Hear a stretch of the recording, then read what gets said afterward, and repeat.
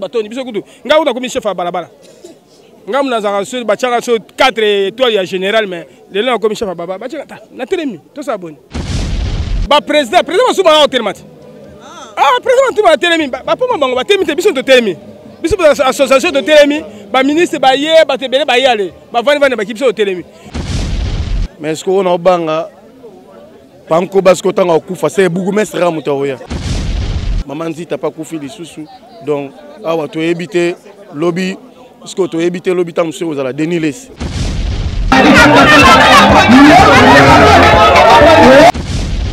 biso ba artiste toye toza debout debout so tali Sanchez eza ebele différence on a RTNC ya sala na RTNC.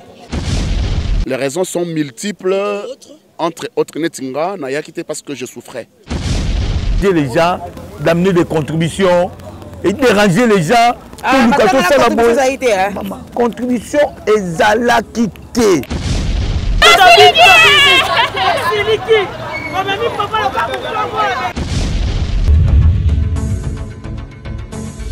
Abonnez-vous massivement sur Congo Winner TV. Beauté, bonjour partout là vous êtes. Bozuli Bakuya Kolanda. Émission la toujours na Congo Winner Télévision. Tikanzamba Pambola Bino Yom Tozuli Bakuya Kolanda émission.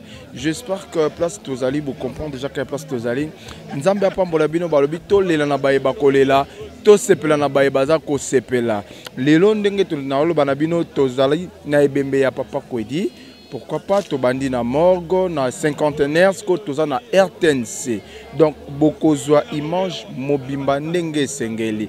Là, je salue Balobi Mama Pépé de Paris, donc Bambote na yo. Pourquoi pas Balobi Sarah Kabouni, moi ça le Kingolo na Mwindu, moi ça le Kingolo na Mousselu. Là, je salue aussi GB Merci na ndenge Oyede Biso. Toujours na ba interview au to salinga na cinquantenaire donc balobi bolanda ti na suka bozapete balobi tokokende ti na cimetière tomi tout na ba question pourquoi ba artiste bazolanda na boy awa cheko akufaki biso nyos to monaki to nan to leli cheko te non to kundi cheko te papa Kwedi alande papa Kwedi akufi to landi ko landela ba dossier na yo mama nani alandi lisusu tozoye bate ni nezokwela na ngamu ya ba artiste comédien tozoye bate to ebite soki to kundi nani lisusu akolanda yango tozo sambela ka nzambe ayeba ko contrôler nyonso ezoleka na mboka na biso awa tozozela poto kele na place des artistes tozozela yemoko président de la République azoya po asala makambo ndenge ezalaka mo présence esalaka bien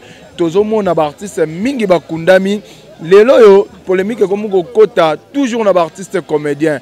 Pourquoi bango nyonso bakunda bango te ndenge bazo kunda papa Kwedi? Pourquoi basali cérémonie ya funérailles ya papa Kwedi eleki makasi? Parce que eloko bozo comprendre pe loko bozo luka ba polémique o ezanga tina papa Kwedi aza fonctionnaire ya RTNC. Maintenant ce qu'on va rendre hommage pas ya président de la République baza ko aider baza ko récompenser par rapport na ndenga sala na RTNC. Différence il faut là.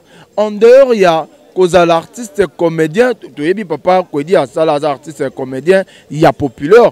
En dehors de ça papa Kwedi à ça là sur na RTNC. Na RTNC à ça là bon moni ndenge ba honoré, bon moni funéraire na ndenge funéraire na pardon ndenge zoleka. Donc yango tozolo ba to tika ba polémique. To moni n'avait mortuel na ndenge zalaki ba artiste belé ba yakité ba artiste belé pe baza ko se poser ba question. Pourquoi l'artiste Belé Baye n'avait mortuel n'a été. Continuez toujours à s'abonner, toujours dans Congo Winner Télévision, beaucoup à la cité. Balobi awa boko Zouapenda et Baneli Pesuka toujours dans Congo Winner Télévision. Koloba Ebele Mbanga Pasi Ngana Bino, Toko Kutana, après Baelema O Nazotela Bino. Bonjour. Bonjour maman. Ça va? Non, Dieu fait grâce. Hein? Mes Dieu condoléances. fait grâce. Merci beaucoup. Merci. Mais on a remarqué quelque chose dans Matanga et Papa Kwedi. Bino ba comédien, vous avez l'habitude. Ceux qui comédien à Koufi, net au moni bino jour enterrement, bosopi ba kabelo, bolati ba veste, bolati ba polo, botie longa muta Koufi. Mais enterrement ya mutu munene loko la Papa Kwedi, ba comédien basala ki belete. En fait, bon, vous avez constaté, ils ont moi passé. Je ne sais pas où allons-nous, l'esprit au Toloba, Toloba, Toloba. Journal Lelo, il y a Kozwaka Kor, Kokenon, Kukunda.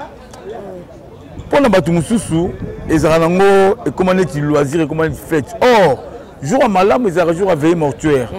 Boyé. Mais c'était triste. Hein? L'organisation, c'était très bien, mais dès qu'on est là à l'intérieur, on a misé nationale. Et comment Guinéti, Tobima Guinéti, ça comme du coup du thé. Kopa Mouké, la Kache Kolo. C'est triste, bah comédien commis, Tobani ko compter, total bah combat batu. Et ça qui m'a passé, et ça qui propreté. Hein? On a besoin de konanga, ma collègue, tout me quoi améliorer à côté. On a si nous avons un problème, na ka matanga.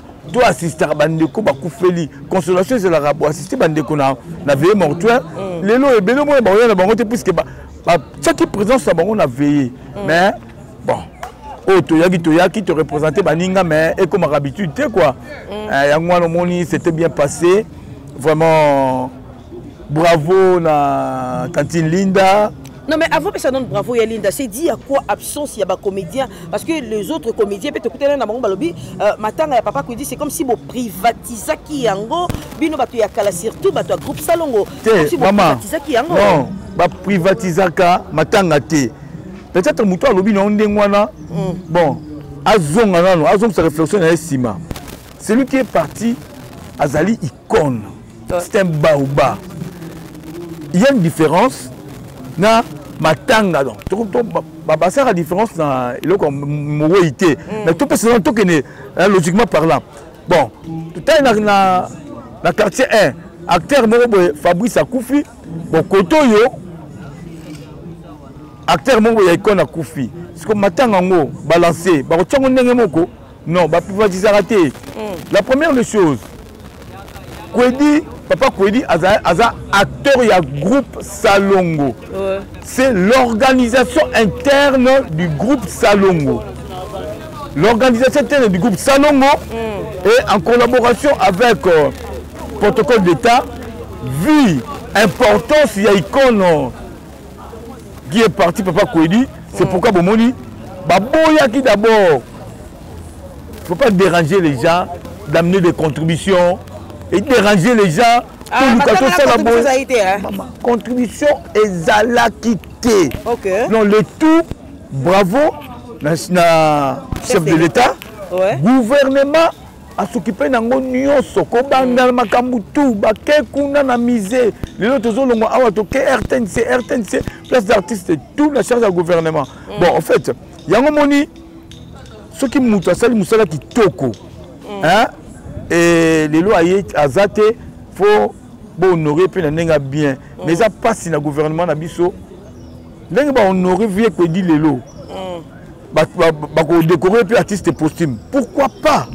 Le reste est belé bazana nouana, bazana vivant.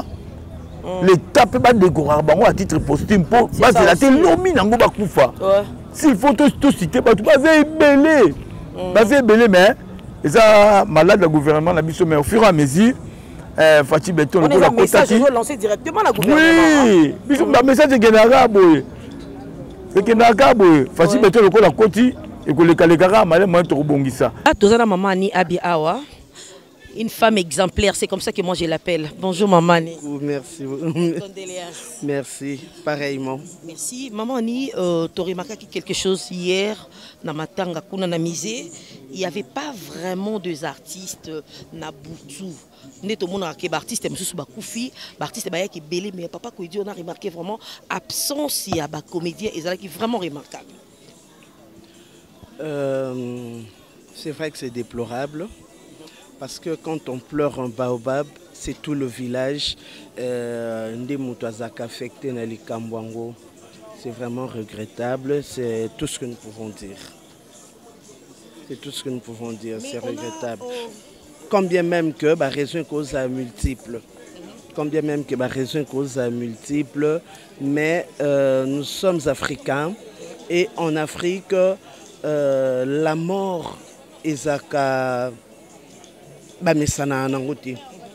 non, ça veut dire que quand il y a une situation pareille, c'est tout le monde qui s'incline et donc les gens ne soient pas venus nombreux. C'est vraiment regrettable. Donc voilà. Voilà, c'est vraiment regrettable. Alors, tu écoutes un artiste, M. Sobalobi, non, papa Kwedi pe ayaka matanga ya batute, voilà pourquoi bango pe bayete. Ce qu'on a artiste modèle on a maman nyoko ça bango. Ça c'est de l'ingratitude. On ne peut jamais souiller sur la mémoire d'un père, d'un ancêtre. Ça vraiment, peut-être qu'il faut qu'on puisse sa raison Moussoussou. Moussoussou comme Mobé que journée à l'élo, aucune troupe, aucun groupe ne pouvait tourner. Et donc peut-être profiter qui va tourner lobby. Et donc c'est peut-être ça. Mais dire que comme Papa Kwedi ne vient pas, non, non. En tout cas, ça, moi, je me dis, ils n'ont pas raison. Ils n'ont pas raison parce qu'il faut voir, Papa Kwedi, de son vivant, il y a Mouninga na bisoté. Azaki Mouninga na bisoté. Ezaki te que non, voilà ce que ça li qui a tomonier. Et ça li qui a tomonier, non. Azaki Mouninga na bisoté. Puis Papa Kwedi avec quel âge? Il n'avait pas le dynamisme que nous avons aujourd'hui. Donc ça veut dire que, et puis qu'on se le dise, Samba na moweita, au Samba na moweita, le bakeno comme ngape na zwaki likambu, yo yakate ya yo penga na yate. Mais ça sera pareil pour toi. Ça sera pareil pour toi. Donc moi je me dis, Wanezali, permettez-moi de le dire, Ezali Batou, qui ne réfléchissent pas avant de dire un truc. Donc ça c'est... Ça n'honore pas ni Yomoko Lobiango, ni Corporation Mobimba. Ça n'honore pas. Si nous devons souiller sur la mémoire, Yaba Obalaxé Bissontela. Ça n'honore pas. Les condoléances vont directement à tous les comédiens, à tous les Congolais, de Kinshasa, de tout le 26 provinces et de la diaspora. Donc de tous les Congolais du monde. Nous sommes dans le deuil. Gino, hier à la veillée mortuelle, on a pu remarquer l'absence. Il y a d'artistes et comédiens, et ça qui est vraiment remarquable. Et on a eu à interviewer d'autres artistes et ils ont dit que Papa Kwedi pe abandai ko ya vraiment ba matanga ya batute. Voilà pourquoi bango pe ba lingi na bango penzate ko ya matanga. Vous pouvez dire quoi par rapport à ça? Ne faisons pas de polémique sur ça. C'est pas polémique, c'est une question. Ne faisons pas de polémique sur ça parce que les raisons sont multiples. Les raisons sont multiples. Entre autres, Netinga n'a quitté parce que je souffrais. Naza so talinga. Mais toi, tu as l'habitude de venir. Non, oui, nanayaka. So moninga au tal on dirait ah moi c'est moke telemi. Donc mutu et beta kinga lobby sévèrement. Donc na qui tournage moko na zonginda ko e mutu banjo salanga pas si sérieux.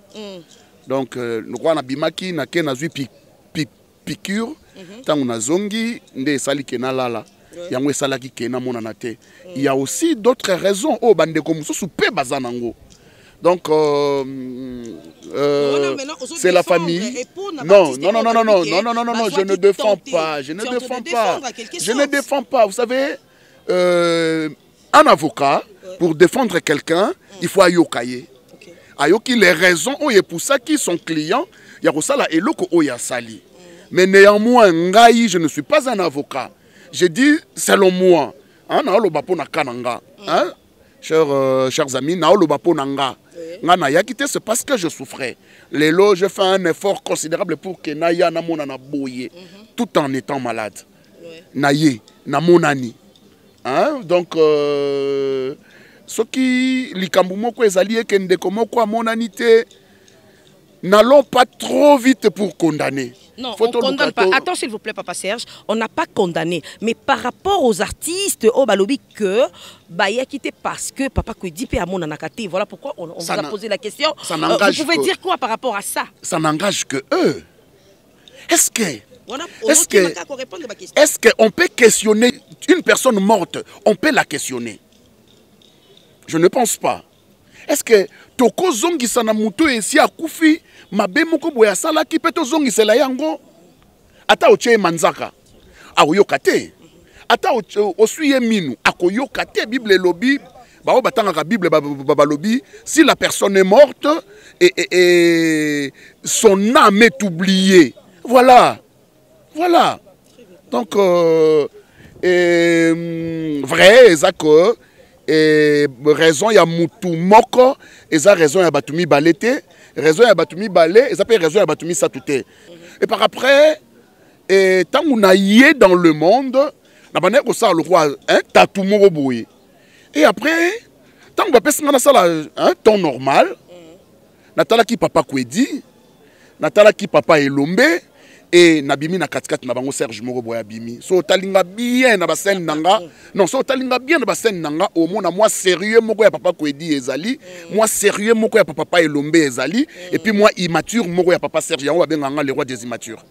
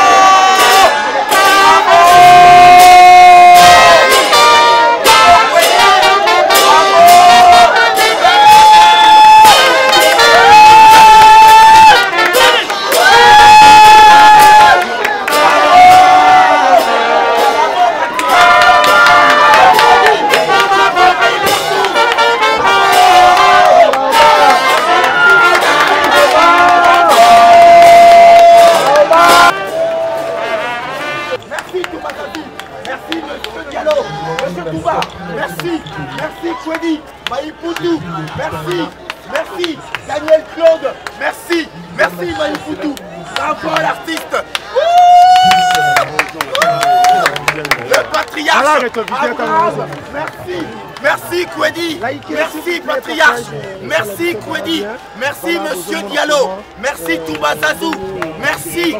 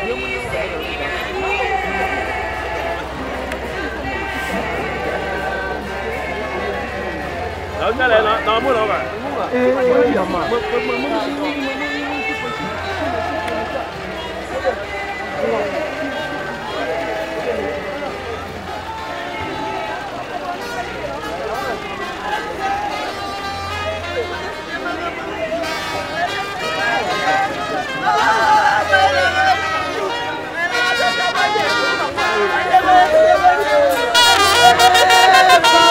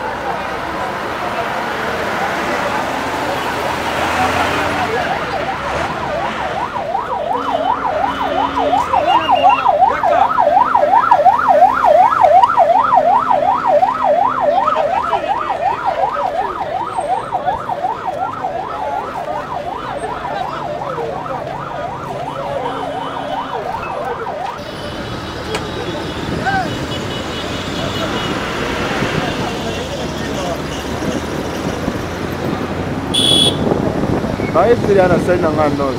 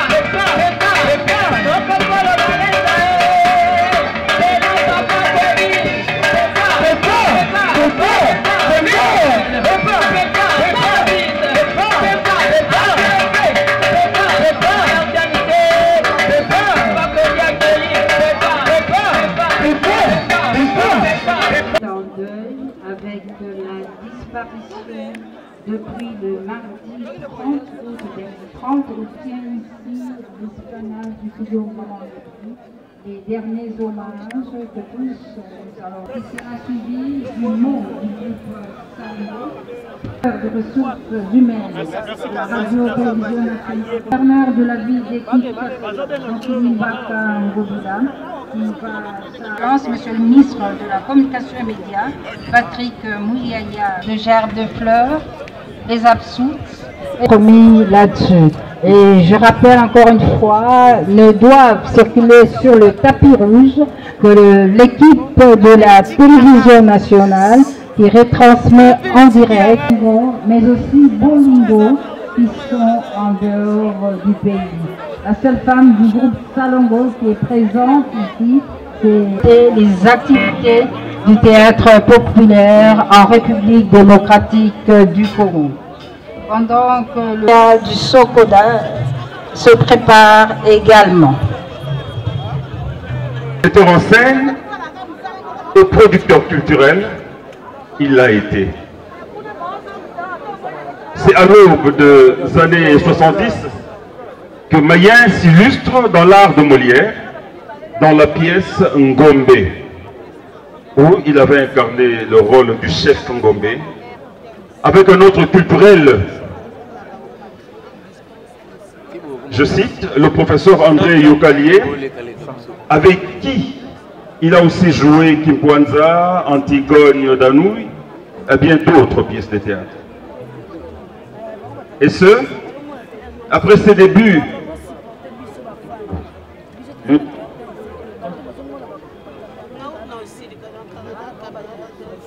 l'Union de théâtre congolaise, issue de l'ITAF, qui était une troupe de théâtre amateur venue de Lubumbashi.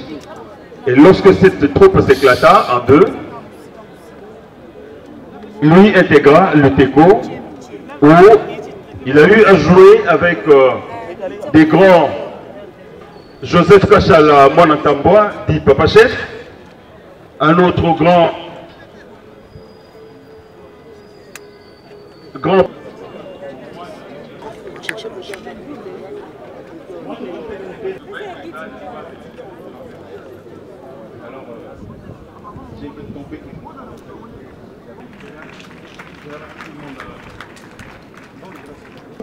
Monsieur le ministre des Communications. Nous ajoutons, c'est un mot de gratitude à l'endroit du gouverneur de la ville, son Excellence Gentilly.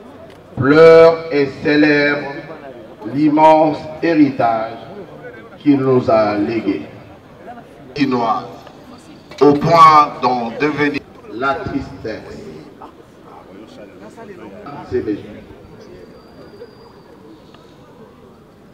président de cette association en ce jour en mission, nous adressons nos sincères condoléances. Nous graverons le nom de cet homme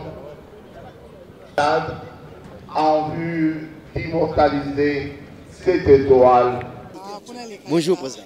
Ouais, bonjour. Condoléances. Ouais, merci. Pareillement pour Bissona Bino Toroma Motomoko. Voilà pourquoi vous savez. Souvenir ni nous allons pas papa Kodio tikotika biso. Eza souvenir ya parole moko aloba lelo soki biso tozate atangi kombo ya nga modero. Abi lelo biso tozate bosana kombo ba mono alega fufu mingi. Je les essayer modero abi bazali. Ba comédie baza ebele atangi kombo modero. Et puis papa Kwedi azaki idole na ngai. Nga théâtre c'est papa Kwedi na mama Bomengo. Banaosa makambo solo. Mama Bomengo na papa Kwedi bazaki ba polyvalent. Na mona mama Bomengo a joué Coco, a joué PDG, a joué Ndoki. Ah donc na mona papa Kwedi ko joué domestique, ko joué patron. Donc ndenge nga modero na lingaka ko jouer. Na joué camarade David Eloy, na joué mon David Eloy, na joué domestique, na joué patron, na joué avocat, na joué sango. Donc ba idole langai bango na mibale moko akei. Papa Kwedi artiste, comédien, fonctionnaire de la RTNC. Fonctionnaire de la RTNC. Donc azalaki double maître. Voilà. Awa ba comédien baye mboka pe eye yango moni ba moura pour mboka eye étant que fonctionnaire renommé. Voilà. Donc il est temps de venir à 100%. Voilà. Bonjour mon frère. Bonne santé. Ouais, Dieu fait grâce aux allées. Premièrement, moi je suis né comédien. So évité. Je suis né comédien. Na joué à Pépé Sobé. Je crois que côté de la pièce Sobé, au coup de Pyrogène à Kati. Et si je viens na bamatanga ba comédien, c'est en guise de reconnaissance. Il y a bolamo ba comédien ba salanga. Tanga kufela ki madame nanga Fifi, père son âme. Et là il y a un comédien moi dans ça la succès fort à l'époque. Comme on les a qui Barezo. Joël Barezo. Joël Barezo. Tous aïe ba massate, toi bana ki boete. Maintenant on a la TV. Maintenant succès ne on a à Mikiti Saki, ayaki ko soutenir na matanga.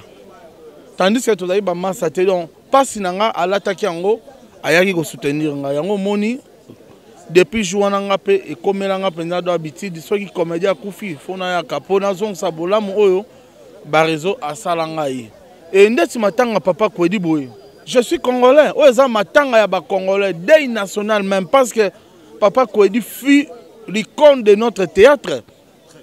Il a beaucoup joué, il a beaucoup éduqué à travers le théâtre. Donc, il a tout intérêt, tous à toi, qu'on rendre mes derniers hommages. Et je suis venu représenter son excellence, mais c'est l'ambassadeur de la paix, l'ambassadeur de bonne volonté et l'ambassadeur de Croix-Rouge, Ouerason Ngama Makanda, le roi de la forêt, qui est mon patron, mais il peut qu'on représente. Voilà pourquoi nous allons. Merci. Un mot pour la famille biologique qui a papa Kwedi au Tikotika, Biso Potokaba. D'abord, moi, on a dans le Bézake, Toyebake, vraiment, Mouto a Koufa qui Moutou Mnene. Alors, on a aussi un gouvernement, merci pour nous honorer. Merci à chef de l'État, merci à la ministre de la Culture, nous honorer, digne de son rang. Digne de son rang. Bonjour chérie, ça va? Alors, ça c'est GB, hein, mon ami. Alors, après, dans Senga, ezala l'un que ba vivant ba honneur ya boy ezala lorsque ba vivant moi net ba vie bengali o ba vie ba sali trop na RTNC tu bo mona ba tobele ba lega na TV ba vie bengali muto asimba na loboko alekisi donc ba viende ba vandi boy ko honorer ba on est vivant to zipe chèque mo be to pesier que tango akufa to ya osalele ba danger o ya mona ne kutute o ya bénéficier na ngote. Voilà, et l'on a aussi tout ça lorsque bah vieux bah vivant, tout honorera bango et ça la bien. Président Baza est belé papa Nabisoko ba maman Maria, moi na maman Maria, il est debout na matanga papa Kwedi, artiste mounen lokola papa Koba, mais debout na matanga papa Kwedi. Bonjour papa. Bonjour maman, merci. Mais vous êtes debout pourquoi? Ah, tout ça la bonne maman, na ba protocole ba tchegawa, ba président souba au termati. Ah, président, tu vas télémi. Pour moi, bah télémi, biso de télémi. Biso de association de télémi. Bah ministre, bah yé, bah tébélé, bah yalé. Bah vani vani, bah qui biso de télémi. Nous avons battu na biso, il fallait bah zala déjà, bah luka place au biso, bah président de Rosal. Mais t'as de télémi, tout ça bon. Tu vois, on a école, biso. Tu n'es pas un politicien, c'est un artiste. Bino artiste, il fallait beaux à l'honneur quand même. Mais oui, Aza icône, icône en boka. Il y a un moment, bah ministre, bah tondi, on a quoi ça la tête. N'est-ce pas bah tondi, biso kudu. Nga on a commis chef à balabala. Ngam na zara sur bachanga sur 4 étoiles général mais le là comme chef baba bachanga na télémi tout ça bon. Star, bonjour mes condoléances. Bonjour.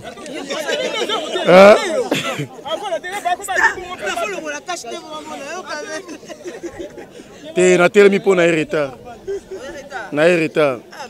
Papa papa le télémi. Mais nga elo na sepeli pour honneur à vie boy na monela kitoko.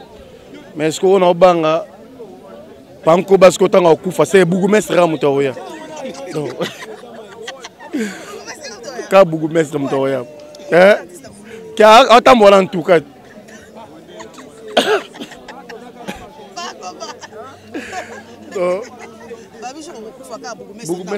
ngaku tata chef à quartier prifi na kena ngaka ngaku tata chef à quartier tata chef à babala ye pour nga za honneur à makasi boyende la sake mutu faut travailler ba vieux ba père na biso ba sali boulot fort biso loto ça exemple là mais tout mo bomasco arango donc au moins mutu muso travailler n'était moi maman leki moi sala ko telo voter bonjour maman ko kotie na radio TV mbala moko donc toujours bo mapenze lo kwango donc moni ba viende ba kufa ba okende bo salaire te ba ronduka bilo nyonso ba kino pour mayele ne bango ba ronduka ngo ba kufi no ba kino po biso to komisango salité makasi ya on a osenga batu tu ba bongisa ba boulot na bango ba jeune fille ba bongisa musela teli na bango ba bongisa maloba na bango ba polémique ba internet bino fe foboluka bo laisser ngo mo muke botika ba kotia ba ranking moko boya ngo ezokotisa ki bozo mona ke intel akufa na boy intel akufa na boy donc tozomi boma parce que sur place ça hôtel artiste moi akufi lisusu Made soit pembe maman Nzita pas akufi lisusu donc awa to ebité lobby parce que to ebité lobby tam monsieur ozala Deniles ezoye banate Vous poni ka Deniles Aza start c'est belé quand même ba start c'est belé on va pas papier lombe yo poni ka maman Deniles viele sa auto diet Charles le sa kufa it et bon pour Deniles ça dans Deniles zanga il y a pas à dire. Je l'aime, Aza maman présidente du groupe Naye. Je l'aime, une artiste qui joue tellement bien. Moi, je l'apprécie beaucoup pour Nakata Mambe Bele Brokuta et Nakati Kaka Yamusala. Bonjour mes condoléances. Bonjour, merci beaucoup. Je l'aime. Ça va? Oui, ça va. Oh, debout pourquoi? Bakit ezate. Si to ezande. Te bakit ezate. En tout cas, toi limite bakit ezate pas même sans chaise. Et bela artiste tozaka. Bakit ezate. Ya la vérité. Mais organisation ezaki ndenge nini poto mona bino artiste belé boza debout to moni papa masumu koto azape ya hotel. En tout cas, ngana kipana ngate na ebinde basali ba mbongote. Mais na monika ke awa ezaki normalement RTNC. Biso ba artiste toye toza debout so tali sans chaise ezé belé. Donc to ebinde basali la on tata muso ezaki biso to suka na cinquantenaire. Pour net na victoire to telema na biso ngo tezana na vendre te. Mais awa siko nde place de cérémonie nyon sezo salama. To kamo kaka to sa ko boni. To ko la papa ta ko telema to za kaka. Un mot par rapport à la fan Nabino, un mot par rapport à la famille biologique à Papa Kweti. Oui, pour la famille biologique, en tout cas, on a souhaité mes condoléances. On a souhaité mes condoléances, bisika bozwami. Na bien que ça douleur parce que biso nous to fait là ba papa. Ba biso ko to ba orpheline négligée. Donc papa te maman te. To bi passe o esalaka. Mais ngana e ba kezaka na papa moko wa kufaka jamais. Lelo ba papa ya mokili bako kima biso bako abandonner biso bako décevoir biso parce que tant to ba yana batam mususu to ba ke papa ko singai to solo la kina papa pas même 30 minutes papa kufi to ba pena ke papa ko sibiso mais to dana papa moko ko saka jamais nzamba lola nzambo akela ba papa na za toujours na bino ako éveiller na bino azana bino ako protéger bino tina suka boza la désespérité. Donc, vous avez espoir et pas Nzambe. Il y a un vrai papa. Oh, il y a un décevoir bisoté. Merci beaucoup. Nzamba pe sabino kimia. Tu as vu que koloba est facile, mais que vivre par rapport à des beaux-arts qui est difficile. Nzambe a battu la bino, pe sabino makasi. Et pour na ba fan na biso en tout cas, tozo bunda kaka liwa bakanga ngote. Tu as vu que bato belé bazo interpréter mabe. Bato ebele ba comment loba loba ba artiste point bozo kufa moko moninga maman dit donc moto Made soit pembe donc au moneke to kangaka liwate mais zakaka te ke ba artiste de ba kufa parce que so botali nané so bandi ko compter bon mon attend susu 100 artistes kufa raté mais so botali libanda public bato bazo kufa baleki ebele. Donc pour nous olobake oyo nzambe alingi pona moto ko kangango jamais moni donc ni kalingunda ko kangali wate ni songolo pakala ako kangali wate donc nzambe pena pesa biso kimia biso nyonso na biso batoza na musalango na bino bato bozot bolanda ka biso oyo bosepelaka na biso en tout cas nzamba pesa biso makasi po biso pe kati na biso to milobelaka. Mais Nzambe pona nini? Nzamba ta poser ba question à répondre au té pour liwa eza eloko moko etanga mabongo. Doza na moment oyo soki alingi ka longola yo nde bolo baka balieye. Nzambe soki aboyi balia yo ba olia ote. Donc soki Nzamba permettre liwa ya moto salama c'est que ye moko alingi yango. Jamais bakosa Nzambe po Nzamba nimbaka te.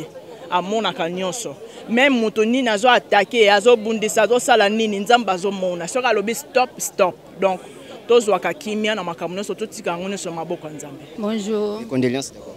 Merci.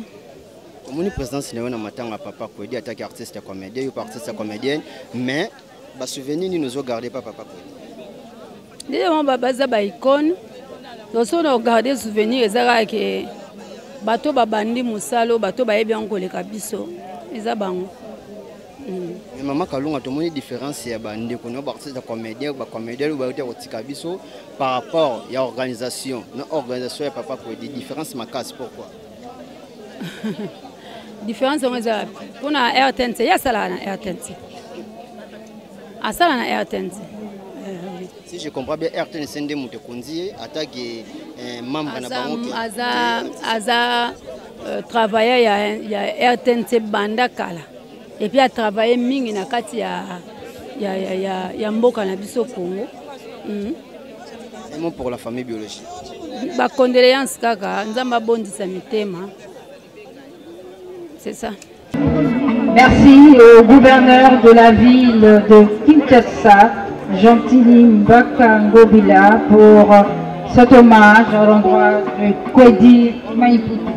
Nous invitons la Fondation Denise Nyakeru Tshisekedi pour le dépôt de gerbes de fleurs. La distinguée première dame, ici représentée par Madame Sarah Bisselele.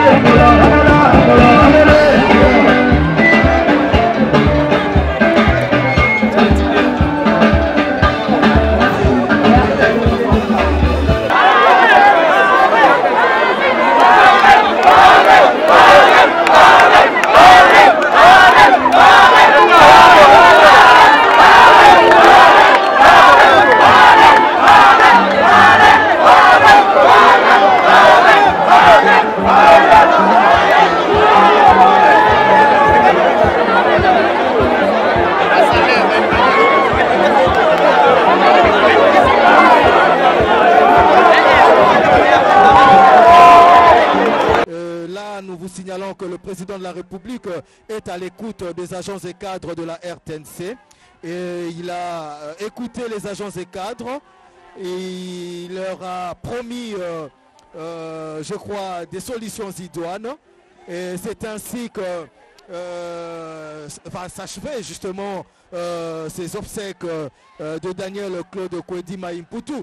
Mais Robert Ndaye, dites-nous, vous qui étiez juste à proximité de là où s'est arrêté le président de la République, qu'est-ce qui s'est-il passé? Voilà, on suit sur les images. Oui, le président est très sensible au malheur des agents et cadres de la radio-télévision nationale congolaise parce qu'aujourd'hui, il a eu l'occasion d'affronter la délégation syndicale et de recevoir en direct le mémo pour les sociales des agents et cadres de la RTNC. Vous savez, il y a certaines choses qui se règlent dans ces conditions. Et je crois qu'aujourd'hui, le chef de l'État qui est venu ici n'était pas seulement venu pour rendre le dernier hommage à Kwedi, mais aussi pour se rassurer que les conditions de travail valent mieux. Bravo à la délégation syndicale pour ce travail de qualité et ce courage exceptionnel. Le président de la République quitte les installations de la RTNC, certainement avec des solutions idoines à tout ce qu'on lui a proposé dans ces mémos. Dans ces mémos, vous le savez, il y a le problème des barèmes, il y a la signature de ces barèmes qui doit être faite par le ministre du budget. Donc voilà qu'aujourd'hui le président de la République a eu l'occasion, grâce à Kwedi, bravo Kwedi, parce que vous avez permis que le personnel de la RTNC croise le chef de l'État.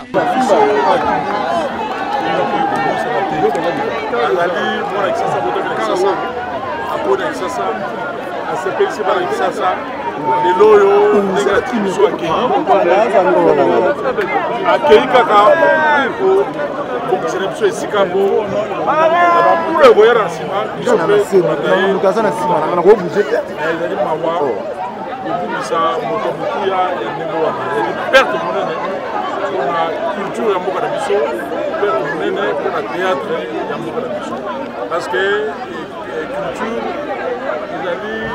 le théâtre plutôt et la culture plutôt est conditionné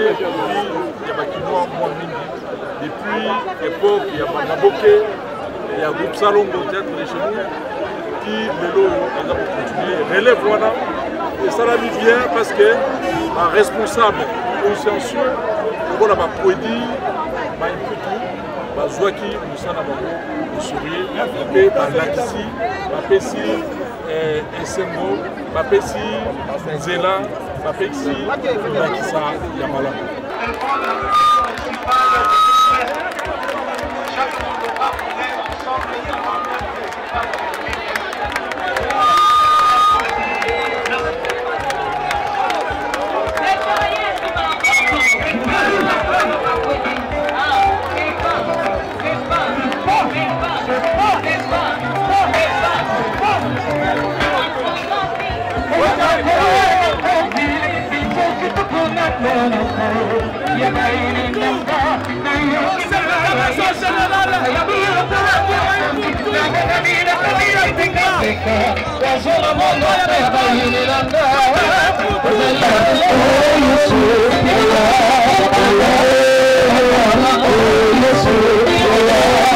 Oh,